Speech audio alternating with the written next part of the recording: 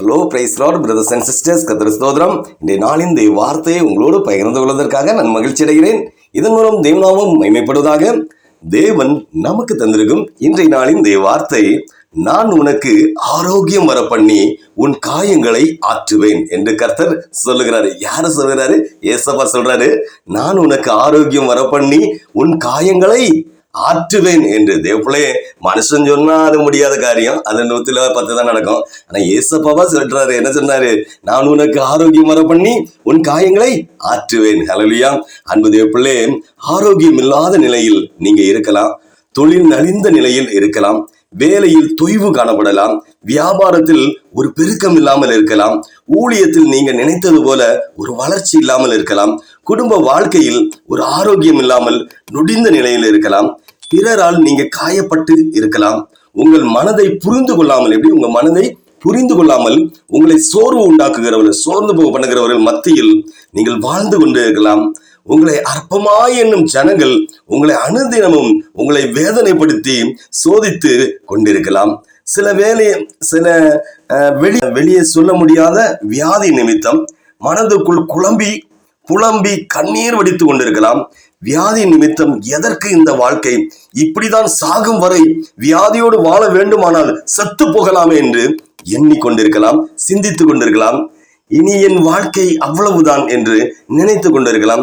சம்பாதிக்கும் பணம் எல்லாமே வீணாக மருத்துவத்திற்கே செலவழிகிறது என்று மன வேதனையோடு இருக்கலாம். பிறரால் நீங்க காயப்பட்டு இருக்கலாம். சிலரின் வார்த்தையினால், சிலரின் மோசமான வார்த்தையினால் காயப்பட்டு இருக்கீங்களா? தேவப்பிள்ளை கலங்காதீங்க, கவலைப்படாதீங்க. எந்த பிரச்சனையானாலும் தேவப்பிள்ளை ஆண்டவர் உங்கள் வாழ்க்கையில் நீங்க என்னெல்லாம் செய்ய நினைக்கிறீங்களோ அதெல்லாம் நிறைவேற்றி தருவாரு. தேவப்பிள்ளை ஆண்டவர் உங்க வாழ்க்கையில் நீங்க இழந்த ஆரோக்கியத்தையும் ஆசீர்வாதத்தையும் திருப்பி வர பண்ணுவார். நலிவடைந்தது, குறைவுள்ளது, நொடிந்தது எல்லாவற்றிலும் ஆரோக்கியத்தை பார்ப்பீங்க. தேவப்பிள்ளை, நீங்க யாரையும் எந்த சூழ்நிலையும் காயப்படுத்தாதீங்க. உங்க மனதின் காயத்தை, சரீரத்தின் காயத்தை மற்றவங்க பார்க்க மாட்டாங்க. மற்றவங்க மாற்ற முடியாது, ஆண்டவர் மாற்றுவார். உங்க வேலையில், வியாபாரத்தில், தொழிலில், ஊழியத்தில், குடும்ப வாழ்க்கையில் இருக்கிற ஆரோக்கிய கேடுகளை நம் தேவன் அகற்றி போடுவார். நம் ஆண்டவர் உங்களோடு இருக்கிறார் தேவப்பிள்ளைகளே. அதனாலதான் தேவன் உயிரோடு வச்சிருக்கிறார். யோசித்து பாருங்க. தேவப்பிள்ளை, மலை போல துன்பம் வந்தாலும் பனி போல உருகி போக செய்கிற ஆண்டவரிடம் என்ன செய்யணும்? அனுமதி இல்லாமல், எசப்பாவுடைய அனுமதி இல்லாமல் வியாதி என்ன செய்யும்? எங்க உயிரை கொண்டு போகவே முடியாது ஆண்டவரே, நாங்க பயப்படவே மாட்டோம் சொல்லலாம். தேவப்பிள்ளை கலங்காதீங்க. தேவப்பிள்ளை ஆண்டவரிடம் எந்த காரியத்துல ஆண்டவர்கிட்ட சொல்லி, மனுஷன் சொல்லி ஆண்டவர் சொல்லி பழகணும். தேவப்பிள்ளை அனுதினம் எப்படி அது ஆண்டவருக்கு அந்த அனுமதி இல்லாம உங்க தலையில் உள்ள ஒரு முடி கூட கீழே விழவே விழாது. எந்த மனுஷனாலும் மனுஷியாலும் மந்திர தந்திரங்களாலும் செய்வின கட்டுகளானாலும் பிசாசின் வல்லமையானாலும் ஒரு நெருக்கடியான சூழ்நிலை ஆனாலும் ஏவுதலானாலும் கொள்ளை நோயினாலும் நம் ஆண்டவரின் சித்தம் இல்லாம இந்த நோய்கள், பேய்கள் இதெல்லாம் என்ன செய்யும்? ஆண்டவர் சித்தம் இல்லாம உங்களை ஒன்றுமே செய்ய முடியாது. நம் தேவன் நேற்றும் இன்றும் என்றும் உயிரோடு இருக்கிறவர். செத்தவர் அல்ல, கல்லு மண்ணு இல்ல, மரம் இல்ல, உயிரோடு இருக்கிறவர் தேவப்பிள்ளைகளே. அவர் ஆரோக்கியத்தை, சுகத்தை, ஆசீர்வாதத்தை 100% இலவசமாக நமக்கு கொடுக்கிறவர், உங்களுக்கு கொடுக்கிறாரு. அல்லேலூயா.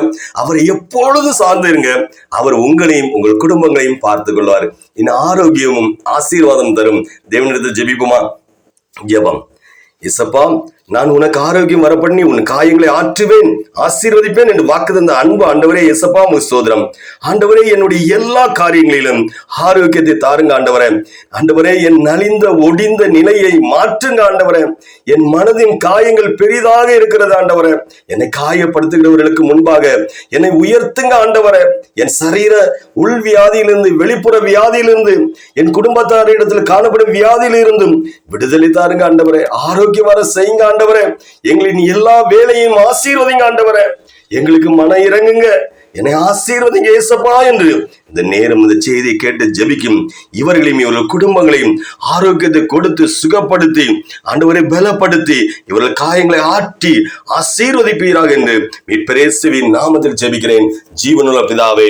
ஆமேன், ஆமேன், ஆமேன். அல்லேலூயா, அல்லேலூயா.